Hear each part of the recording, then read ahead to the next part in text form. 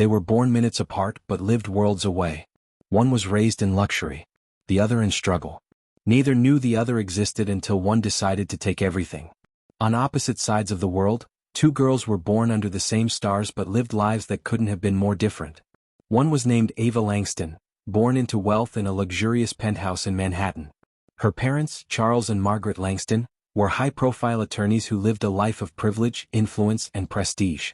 The other, Lena Carter, was born in a cramped hospital room in rural Ohio to a single mother struggling to make ends meet. The truth was buried deep. Both girls were identical twins, separated at birth due to a secret adoption orchestrated by a desperate young woman who couldn't care for both children. Ava never knew she had a sister. Lena didn't either, at least not until she turned 27 and stumbled upon a name that would change her life forever. Ava Langston. Lena's life had always been hard. She worked double shifts at a diner, barely made rent, and dreamed of escaping the cycle of poverty. One day, while scrolling through social media during a rare break, she saw an article titled, "Ava Langston Marries Tech Billionaire in Lavish Ceremony." Curious, she clicked. The photo showed a woman who looked exactly like her. Same eyes, same nose, same smile. Lena stared at the screen in disbelief. Could this be her? Was this her long-lost sibling? She dug deeper, searching public records, digging into old newspaper clippings. Eventually, she found a sealed adoption file from over 3 decades ago. It confirmed what she could hardly believe. She had a twin sister, raised in luxury while she grew up with nothing. At first, Lena thought it was a cruel joke. But the more she researched, the more undeniable the truth became. They were twins, separated by fate, or perhaps by someone's choice. She felt a mix of emotions: shock, anger, jealousy, and something darker, an urge to take what was hers. Why should Ava have everything while she scraped by? Why did their mother choose one over the other? These questions haunted her every waking moment. She began following Ava's life obsessively. Social media gave her access to everything: where Ava traveled, what events she attended, even the charities she supported. Lena studied her like a role model, or a target. And slowly, an idea began forming in her mind. What if she could become Ava? What if she could live the life she was denied? Lena started mimicking Ava's habits. She watched videos of her speaking at charity galas, noting her accent, posture, and mannerisms. She memorized details about Ava's upbringing, her education, and even her family history. She saved every penny she earned from work and invested in better clothes, haircuts, and makeup tutorials. She wanted to look just like Ava, not just similar but indistinguishable. She bought a new laptop and created fake profiles online to test how convincing she was. She even posed as Ava in online forums and comment sections, seeing how people reacted. No one questioned her. The thrill was intoxicating. Her obsession deepened when she learned Ava was expecting a child. Lena felt a pang of bitterness. Ava had love, money, and now a baby on the way. While Lena had nothing: no partner, no future, no hope. It was then that she decided. She wouldn't just pretend to be Ava anymore. She would become Ava. Lena needed a plan. Impersonation alone wouldn't be enough. She needed access to Ava's home, to her accounts, to her identity. She began researching private investigators and background checks, trying to find out where Ava lived. It wasn't easy, but Ava's husband, Daniel Whitmore, was a tech mogul whose company frequently made headlines. Through his press releases and real estate reports, Lena discovered they owned a mansion in Westchester. She booked a train ticket to New York. Pretending to be a freelance journalist, she contacted Ava's assistant to request an interview for a lifestyle magazine. To her surprise, the assistant agreed, scheduling the meeting for the following week. This was her chance. Lena arrived at the Langston Whitmore estate dressed professionally, carrying a notebook and recorder. She practiced her voice in the mirror, adjusting her tone to match Ava's polished speech. When she met Ava, she nearly lost her composure. Standing face to face with her twin was surreal. Ava greeted her warmly, offering tea and small talk before the interview began. Lena asked scripted questions, all the while studying Ava's expressions, gestures, and responses. She noticed subtle things: the way Ava tucked her hair behind her ear, the way she paused before answering difficult questions. After the interview, Ava offered to show her around the house. As they walked through the grand halls, Lena absorbed every detail: the security system, the layout, and most importantly, Ava's daily routine. That night, she returned to her motel and wrote down everything she'd seen and heard. The foundation of her plan was set. Weeks passed as Lena meticulously planned her next move. She hired a locksmith under false pretenses to get a copy of the house key. She also hacked into the smart home system using a phishing scam disguised as a software update. One quiet evening when Ava and Daniel were away at a charity gala, Lena entered the house undetected. She moved quickly, gathering documents, passports, bank statements, IDs, medical records, and even a DNA sample from Ava's toothbrush. She took photos of Ava's wardrobe, scanned her emails, and copied the codes to her credit cards. Then she planted a hidden camera in Ava's bedroom. She wanted to know everything about her life, including her sleeping patterns and private moments. When she left, she felt invincible. She had everything she needed to assume Ava's identity. The next phase required Ava to disappear, for a while. Lena carefully crafted a scenario. She sent anonymous tips to Ava's assistant about strange behavior from a suspicious delivery person. Then she arranged for a fake kidnapping attempt, a staged event where Ava was supposedly followed after leaving a yoga class. Security footage captured a hooded figure approaching Ava's car, which caused panic. Soon after, Ava went into hiding, retreating to a private retreat center under police protection. Meanwhile, Lena used the information she'd gathered to create a duplicate identity. She dyed her hair slightly lighter, adjusted her weight, and practiced Ava's walk until it was flawless. She created a fake email account under Ava's name and began sending messages to friends and business contacts, claiming she was taking some time off due to stress. No one suspected a thing. Lena stepped into Ava's life like a well-rehearsed actor. She canceled appointments, rescheduled meetings, and slowly reintroduced herself into society. She wore Ava's clothes, drove her car, and even visited her doctor under the guise of needing a new prescription. When asked why she looked different, she blamed hormonal changes due to pregnancy. Daniel, Ava's husband, was confused at first. But Lena played her role perfectly, reciting inside jokes, quoting shared memories, and acting lovingly toward him. He assumed the stress of the recent events had changed her demeanor. Soon, Lena was fully immersed in Ava's life. She controlled the finances, managed the household staff, and attended exclusive events in Ava's place. She loved the attention, the power, the luxury. For the first time in her life, she felt like she belonged. But she knew this was only the beginning. Months passed, and Lena settled comfortably into Ava's life. She even began receiving prenatal care, attending ultrasound appointments, and preparing for the baby's arrival. She told Daniel she wanted to keep the pregnancy private until the last trimester. He agreed, respecting her wishes. As the due date approached, Lena felt a strange sense of peace. She had everything she ever wanted: wealth, status, a loving husband, and now a child. But deep down, a part of her feared exposure. She knew secrets had a way of unraveling. Still, she pushed the fear aside. She was Ava now, and no one could take that away from her. Lena had mastered her role. Every morning, she woke up in Ava's luxurious bed, sipped imported coffee from a porcelain cup, and walked through the mansion like it had always been hers.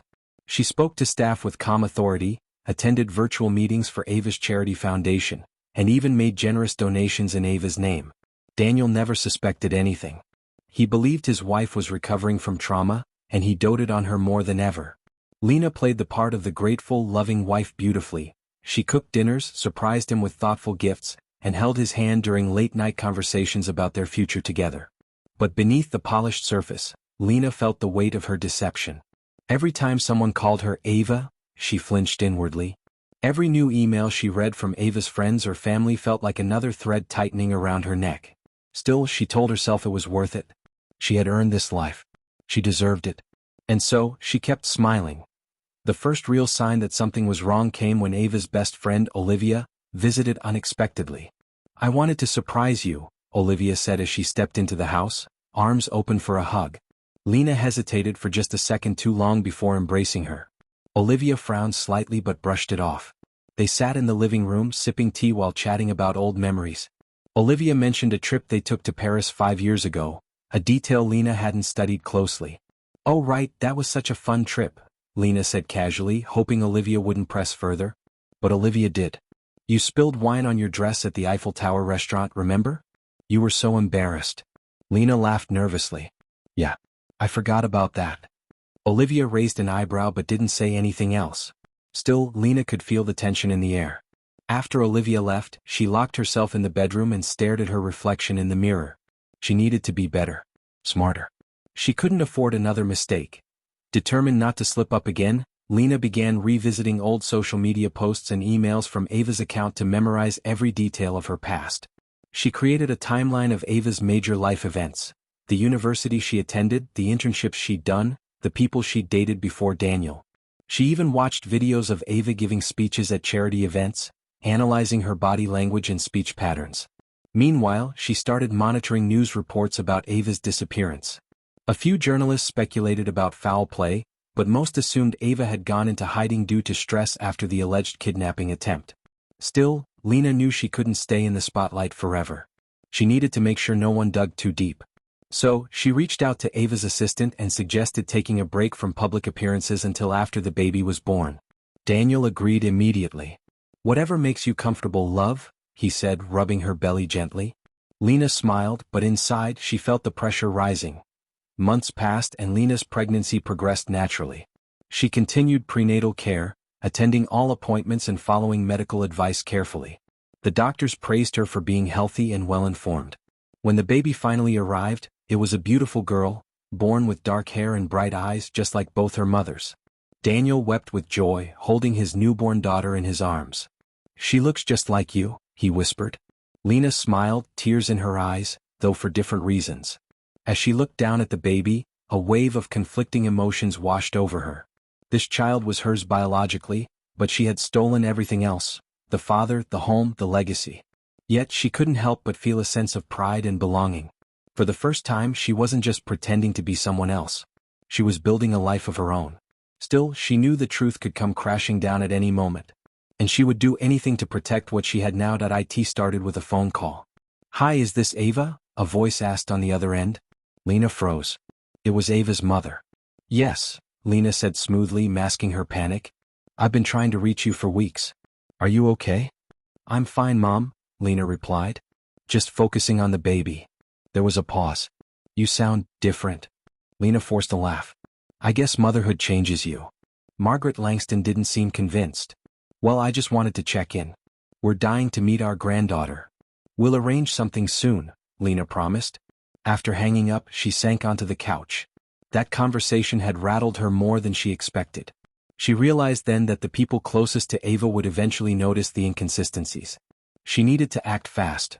Lena decided to stage a reunion between Ava and her parents. If she brought them together under controlled circumstances, she could ease their concerns. She invited Margaret and Charles to visit for the weekend, planning a cozy family dinner where she would play the perfect daughter. She rehearsed lines, practiced Ava's laugh, and even wore one of Ava's favorite dresses. When the Langstons arrived, Lena greeted them warmly, hugging them tightly. They seemed pleased if still slightly wary. Over dinner they talked about Ava's childhood, sharing stories of her growing up.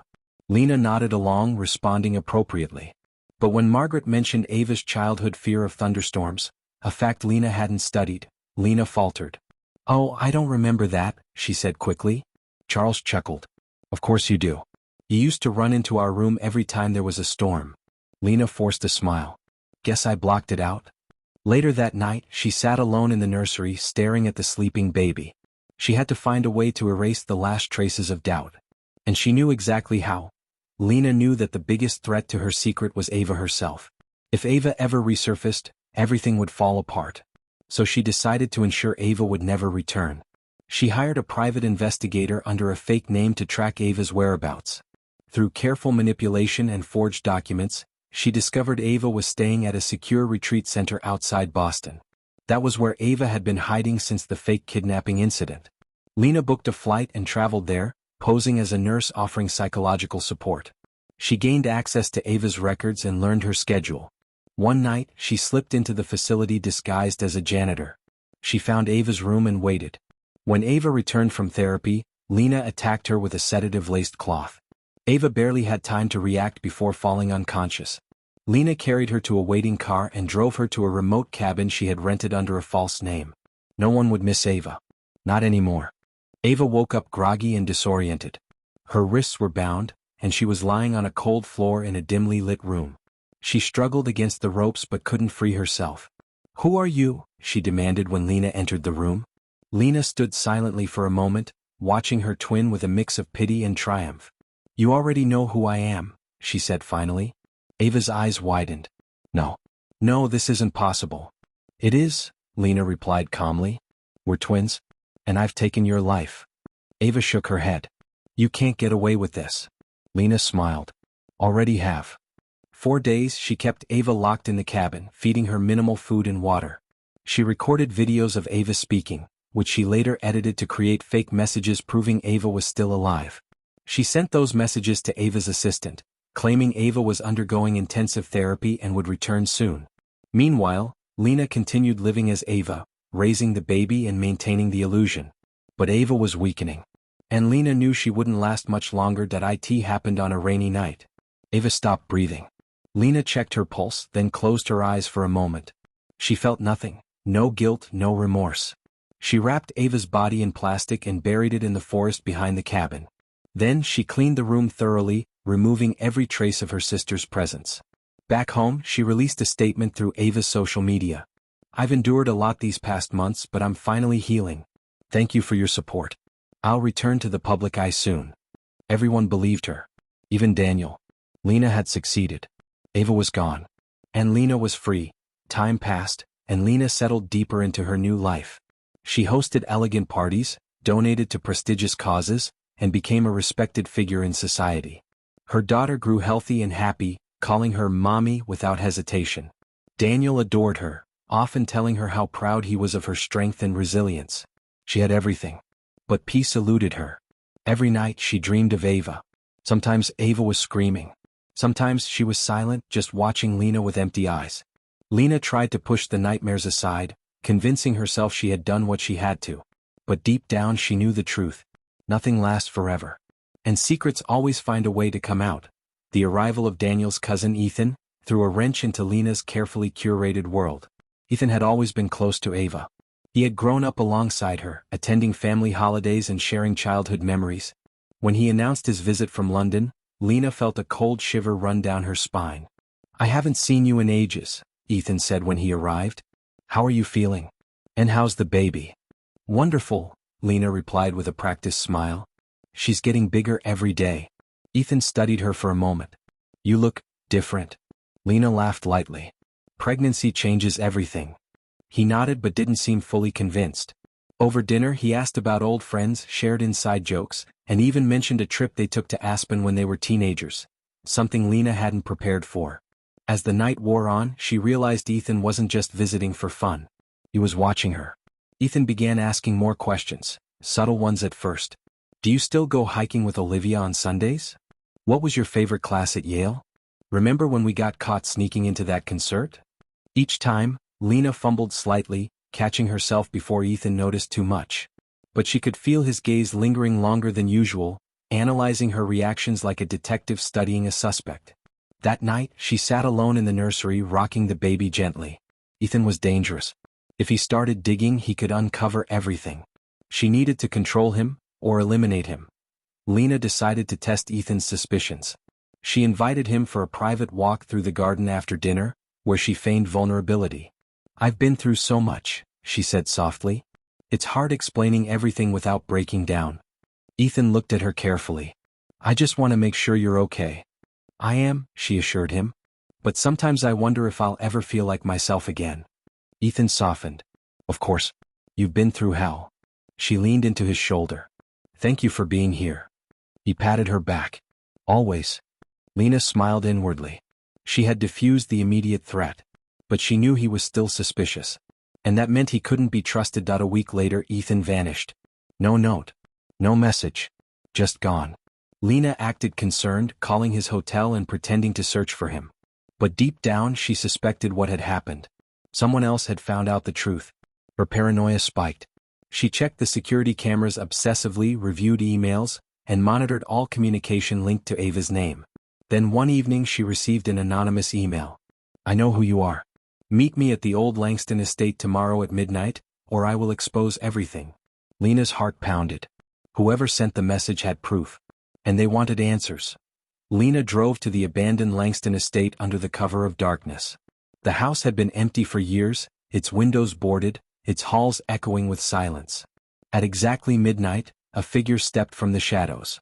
It was Olivia. You, Lena whispered. Olivia glared at her. I don't know who you are, but you're not Ava. Lena forced a calm expression. What are you talking about? I did some digging, Olivia said. There are inconsistencies in your behavior, your speech patterns, even your handwriting. And then there's Ethan. He disappeared after spending time with you. Lena remained silent. I also hired a private investigator, Olivia continued. He found records of a woman named Lena Carter, born the same year as Ava. Identical DNA. Separated at birth. Lena clenched her fists. I'm giving you one chance, Olivia said.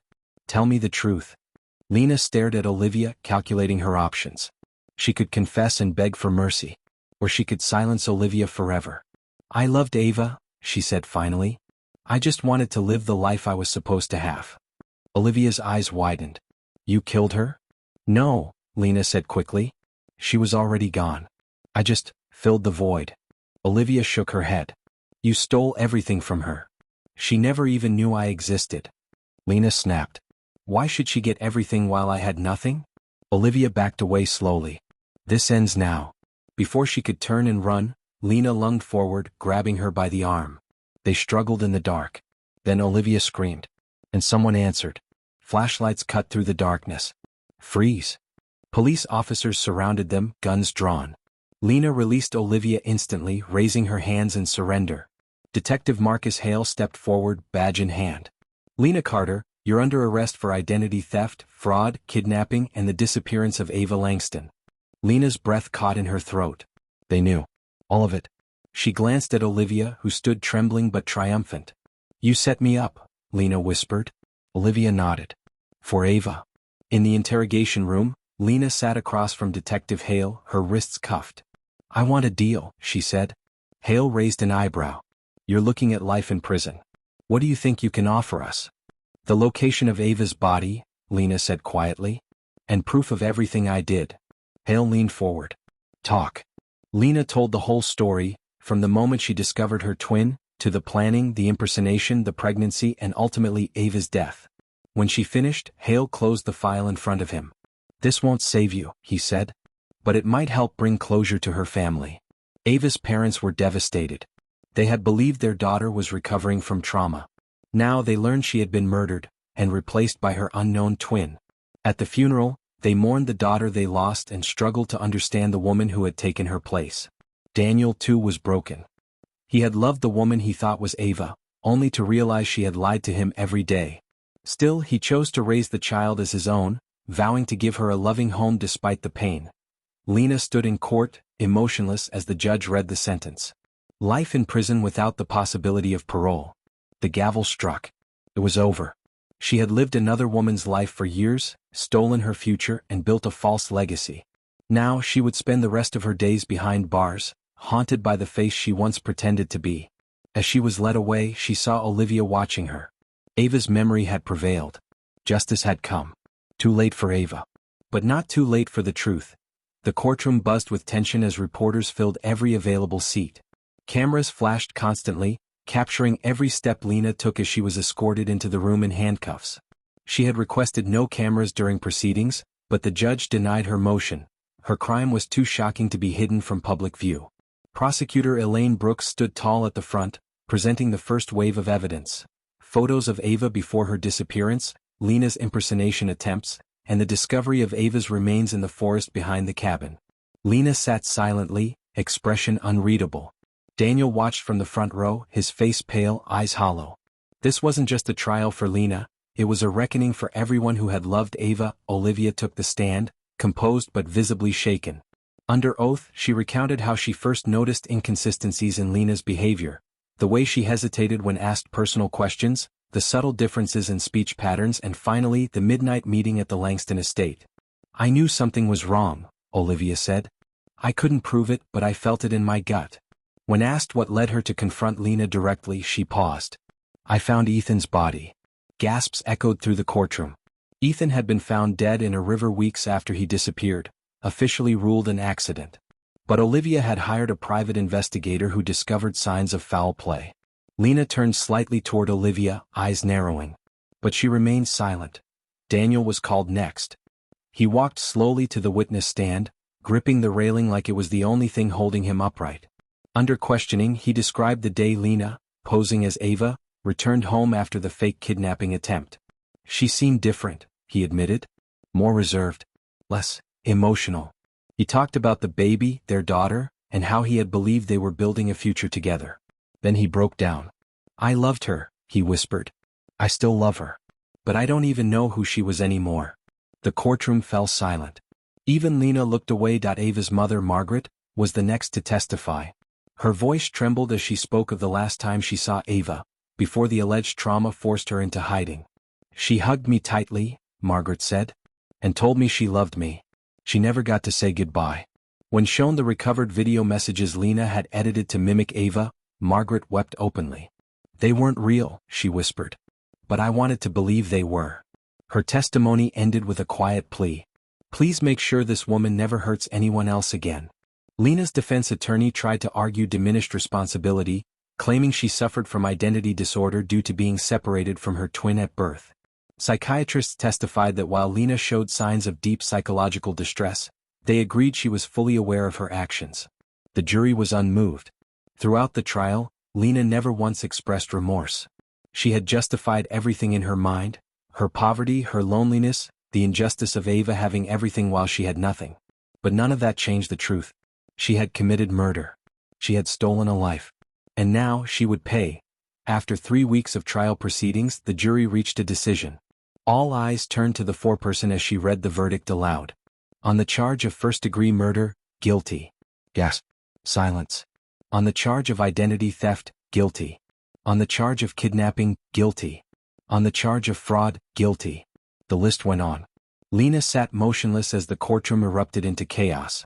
Reporters scrambled to file breaking news updates. Daniel closed his eyes. Margaret buried her face in her husband's shoulder. It was over. Lena had lost. The sentencing hearing was held 2 weeks later. Daniel, Olivia, and the Langstons all gave victim impact statements. Each one tore into Lena's carefully constructed mask. Daniel spoke last. I raised your child, he said, staring directly at her. She has your eyes. She has your blood. But she will grow up knowing you for what you truly were: a thief, a liar, and a murderer. He paused. But she will also know Ava. Through us. Through memories. Through love.